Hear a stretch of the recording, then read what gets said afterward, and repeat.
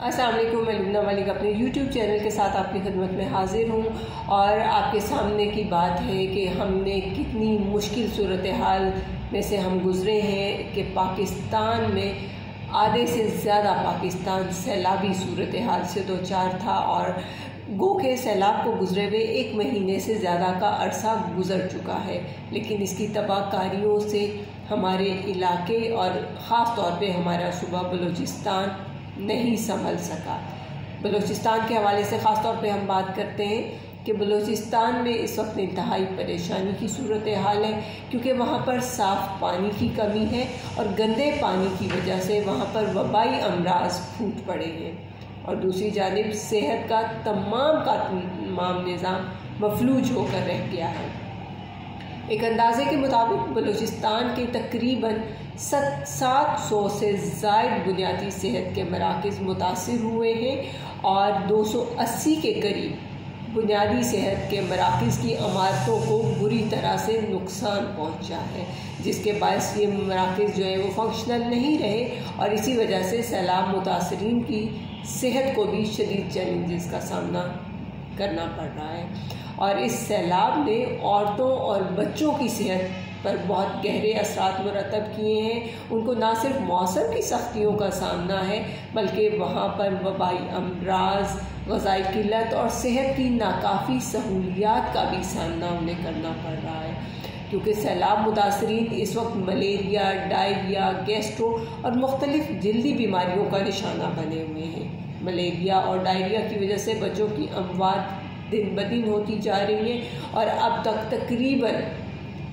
150 بچوں کی اموات رپورٹ ہو چکی ہیں، جبکہ 80 سے 100 تک کی خواتین بھی رپورٹ ہو چکی ہیں کہ ان کی اموات واقع ہو چکی ہیں۔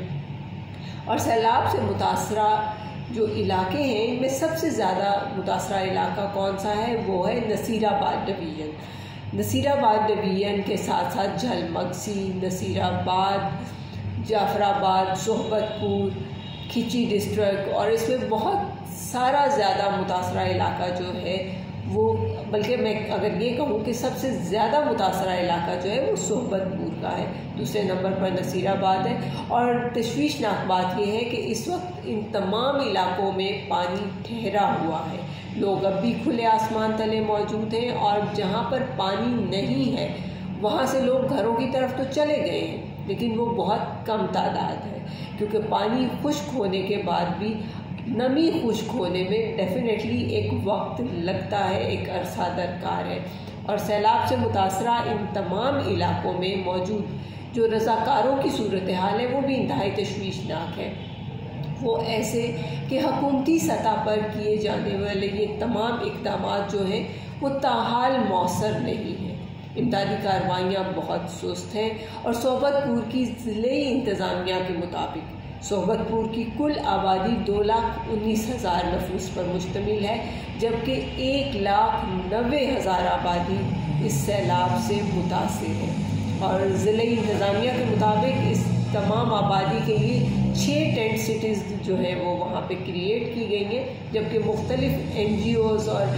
مختلف لوگ جو ہیں وہ مل ملا کے یہ تعداد 18 کے قریب بن گئی ہے۔ لیکن انتہائی افسوس کی بات ہے کہ پھر بھی لوگوں کو پینے کا صاف پانی بھی فی الحال نہیں مل رہا، راشن بھی پوری طرح سے نہیں پہنچ رہا، گو کہ یہ تمام لوگ جو وہاں پہ رضاکارانہ صورتحال کو مینج کرنے کے لیے پہنچے ہیں اور رضاکاری کر رہے ہیں، یہ ان تک پانی بھی پہنچا رہے ہیں، راشن بھی دے رہے ہیں، اس کے علاوہ میڈیکل کیمپ بھی کام کر رہے ہیں، لیکن پھر بھی یہ چیزیں اس انداز میں نہیں ہو پا رہی جس طرح سے تمام لوگ اس سے ریلیف حاصل کر سکیں۔ ملیریا کی اسکریننگ بھی وہاں پر جاری ہے، اور اس کے علاوہ تمام جو کیمپس لگائے گئے ہیں، بنائے گئے ہیں، ان میں خواتین کے لیے پردے کا انتظام بھی کیا گیا ہے۔ تاہم یہ ایک الگ حقیقت ہے کہ وہاں کی مقامی آبادی نے انتظامیہ کے اس دعوے کو بھی مسترد کر دیا ہے، اور ان کی تمام باتیں بھی وہ ایک طرف کر رہے ہیں کہ آپ نے کچھ اچھا نہیں کیا، اور نہ ہی کوئی آپ بہتر سلسلہ بنا سکے ہیں۔ اسی طرح سیلابی صورتحال سے متاثرہ جعفر آباد کی ضلعی انتظامیہ کے مطابق وہاں پر جو آبادی ہے وہ 5 لاکھ سے زیادہ ہے اور تقریباً 4 لاکھ کے قریب آبادی جو ہے وہ سیلاب سے متاثر ہو چکی ہوئی ہے، اور وہاں پہ بھی بہت عجیب اور غلط صورتحال ہے۔ وہاں پہ چونکہ ملیریا کا سلسلہ تھوڑا زیادہ ہو رہا ہے، تو وہاں پہ یہ بجا طور پر ہمیں ریلیف کیمپس کی بھی ضرورت ہے، اور جو سنگینی وہاں پر اس وقت پھیلی ہوئی ہے اس کو ختم کرنے کے لیے وہاں پہ مچھردانیاں بھی ہمیں چاہیے، تاکہ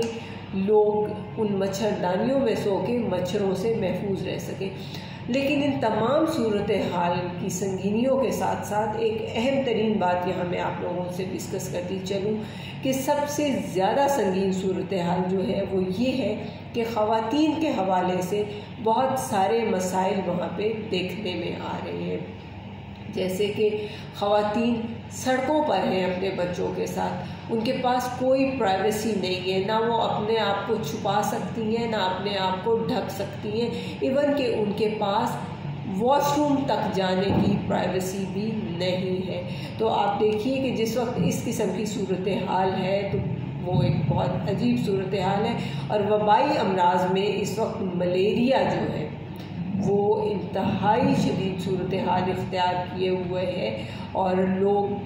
ملیریا کا شکار ہوتے جا رہے ہیں۔ خواتین کو ساتھ ساتھ سائیکولوجیکل ایشوز کا بھی، سائیکو سوشل ایشوز کا بھی سامنا ہے، کیونکہ خواتین اپنے بچوں کو وبائی امراض سے مرتے ہوئے دیکھ رہی ہیں، کہیں ان کے بچے بھوک سے رو رہے ہیں اور کہیں وہ جلدی امراض سے گھبرائے بیٹھے ہیں۔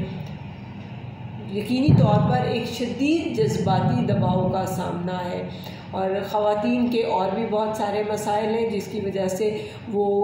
بہت زیادہ پریشان ہیں۔ تو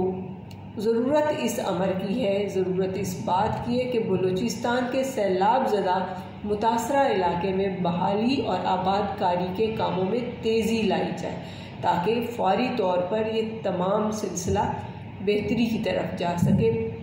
خاص طور پہ میں یہاں پہ یہ کہوں گی کہ خواتین اور بچوں کو خصوصی توجہ کی ضرورت ہے، اور بلوچستان کو اس وقت حکومت وقت اور ذمہ داروں کی خصوصی توجہ کی ضرورت ہے، کیونکہ سیلاب کے بعد اب موسم کا بدل جانا مزید پریشانیوں اور مزید بیماریوں کو سامنے لے کے آ رہا ہے۔ امید کرتی ہوں کہ ہمارے لوگ اور ہمارے پاکستانیوں کو بچانے کے لیے وفاقی حکومت ایک بہتر کردار ادا کرنے میں اپنا